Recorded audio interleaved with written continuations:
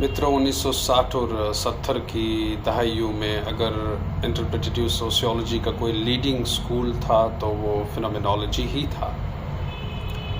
जैसे मैं बता चुका हूँ कि जो करारी टक्कर पॉजिटिविस्ट ट्रेडिशन को अगर किसी स्कूल ने दी तो वो फिनोमेनोलॉजी ने ही दी।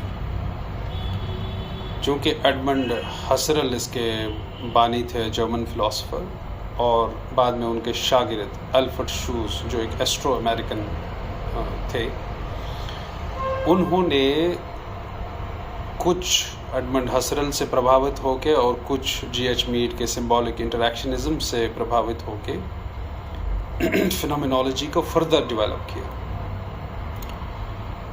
तो फिनोमेनोलॉजी को अगर हम बहुत आसान और सरल शब्दों में समझने की चेष्टा करें तो यहाँ पे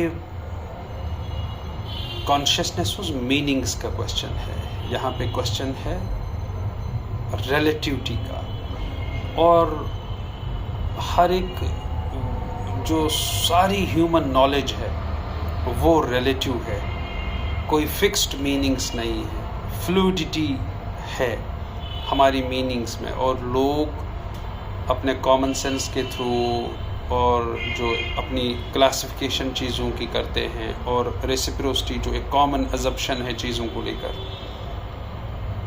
जो जिस चीज़ को मैं आसमान कहता हूँ उसी चीज़ को आप भी आसमान कहते हैं, एक रेसिप्रोसिटी ऑफ मीनिंग्स हैं। इनके थ्रू हम एक सोशल वर्ल्ड क्रिएट करते हैं। और अगर मान लीजिए एक जगह मैंने पढ़ा कि अगर क्राइम की बात है तो अगेन इंटरप्रिटेशन है कि क्या ये सेल्फ डिफेंस में वापस मारा गया है तो फांसी नहीं होगी, तो क्या ये मर्डर है तो फांसी होगी। तो ये सारी मीनिंग्स जो हैं ये रिलेटिव हैं, और इन ह्यूमन बीइंग्स अपना एक सोशल वर्ल्ड क्रिएट करते हैं out of a physical world, out of a natural world. Meanings create करते हैं और उन्हीं मीनिंग्स से, वो मीनिंग्स थ्रू कन्वर्सेशन बनती है, वो meanings through common sense knowledge बनती हैं, और हमारे जो रूटीन एवरीडे लाइफ है उसमें जो हम एक्शंस करते हैं, उसमें जो हम मीनिंग्स क्रिएट करते हैं, उनसे बनती हैं। और देयरफॉर जो essence of the life world है, essence of the life world therefore is the essence of the social world. वो अपने आप में वही है, और सोसाइटी अपने आप में कोई चीज़ नहीं है।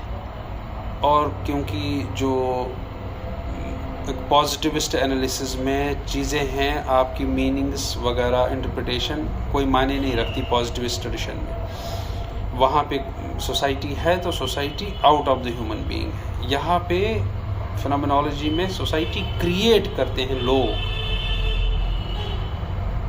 Through meanings, through commonality, through common sense knowledge, through typifications, through reciprocity and, और जो कम्युनिकेशन है, जो इंटरप्रिटेशन है, जो लैंग्वेज है, उससे हम पर्टिकुलर सोसाइटीज़ के बारे में सीखते हैं, और अपनी लिव्ड एक्सपीरियंसेस के थ्रू